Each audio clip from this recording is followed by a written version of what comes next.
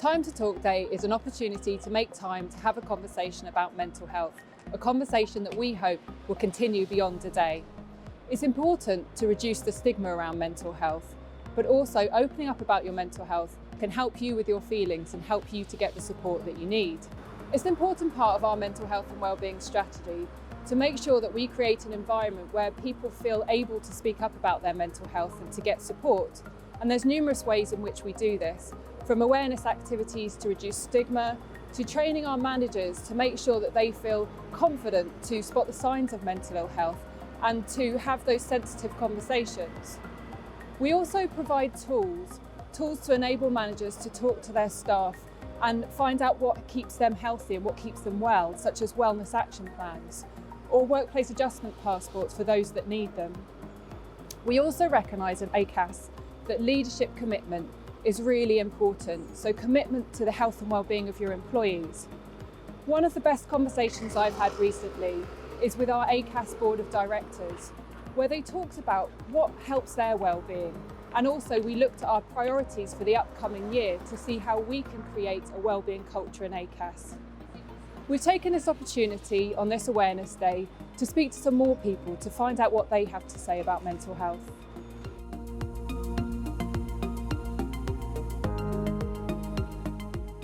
I think it's important for everyone to be open with each other.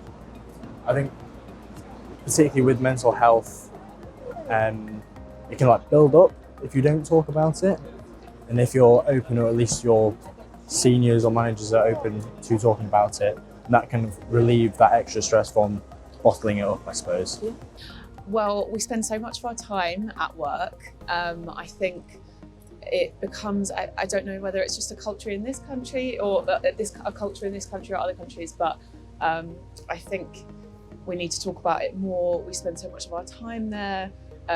We need to know our colleagues, we need to know what's going on with them for just personal reasons and for work reasons, I guess. I think a lot of people are suffering from mental health issues without being aware of it, or without being aware that there are potentially companies and good people out there that could assist them.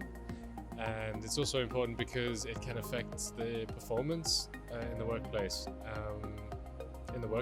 but also at home. And of course, we don't want to bring extra work stress to the household and burden our families with that on top of the regular stresses of life. Yeah. I think it's very important because the mental health basically it allows you to do better at your job. So be open with that with your leaders or with your managers is always good. And if the workplace can do anything to help you to improve as well, is always good, obviously. So you perform better when you're happy. Well, in my experience, you do anyway. But then your work life directly correlates with your home life as well. So if you're unhappy at work and you're not feeling happy, then it's going to impact your home life as well. So yeah, it's just really important to talk about mental health no matter what context.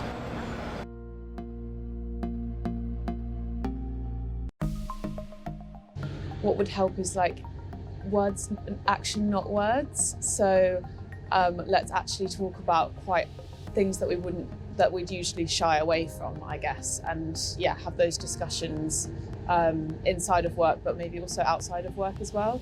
And I think engaging the workforce in just outside of work activities is really important as well, because yeah, can't all be working hard in the office all the time. I think a little bit of education, perhaps, showing people that there are websites and there are numbers that we can call, just to try to destigmatize it in a way, to make it a little bit more socially acceptable for people to discuss these things and to just open up about whatever we're feeling and whatever we're going through.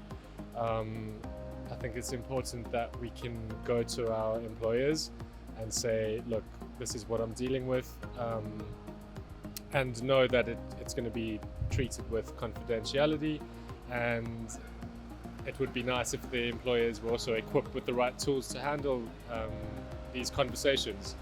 But overall, just more communication on the subject would, it would be very helpful.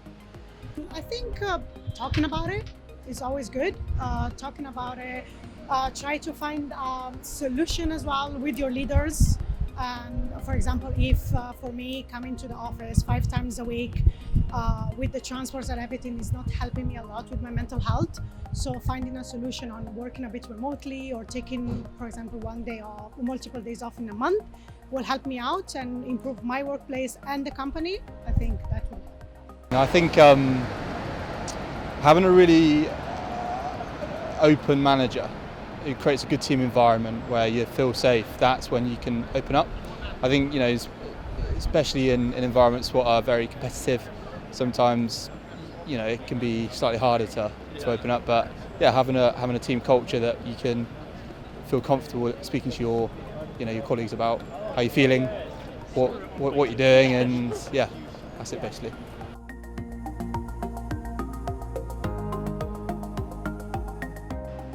Don't be. I think everyone's going through it. I think at the moment, particularly, you know, we're in a cost of living crisis. A lot of people are feeling the pinch, lots of pressure. You know, it's like with anything. If you're open with other people, people will be open with you. And no one's going to punish you for it. There's a lot less stigma now than there ever has been. You know, I have family members who do suffer, and it'd be the most painful thing ever if they weren't open about it with me.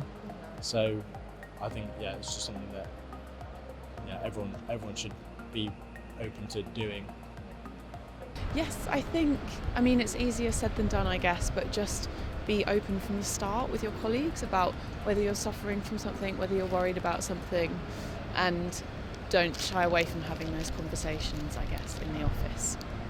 So yeah, once again, just communication would help people to not be afraid to discuss these things.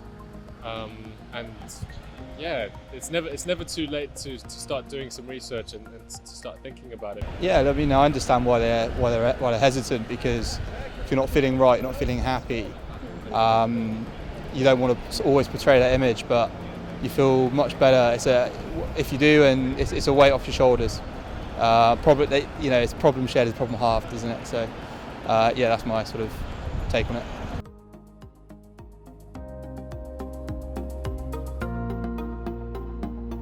There are so many scientific studies, where if you go out into nature, that is one of the best things you can possibly do for your mental health, because you're almost going back to like your roots as a human being.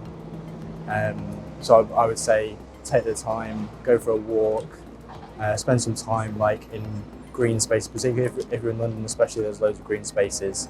Yeah, take a walk.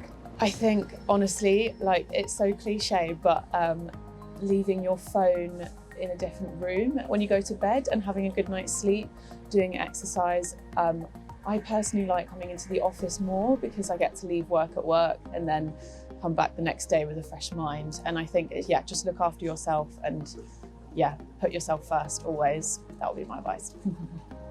Take more days off. Take days off, do some hobbies as well. Don't think about work outside your working hours, and spend time with the people that you love. If they're far away, speak with them, and then, yeah, just try to take care of yourself as much as you can. Whenever I feel down, and I learned this over lockdown, is that I do 3 things that would positively impact my day. So that would, whether it be go for a walk or do a workout, I do a bit of revision. I feel like that sometimes makes people unhappy, but for me it made me feel that I'm being productive. And then go maybe call a family or friend and just have a chat. And if you do 3 things, you might go from a 2 to a 3, or a 3 to a 4, or a 2 to a 4, but you know, incremental gains mean a lot when you're all feeling down. So yeah, that's my take on it. Personally, I think that sleep is the most important thing. It's not free, but it is probably one of the most important things when it comes to physical and mental health. To get enough sleep, and also to watch what we're putting into our body.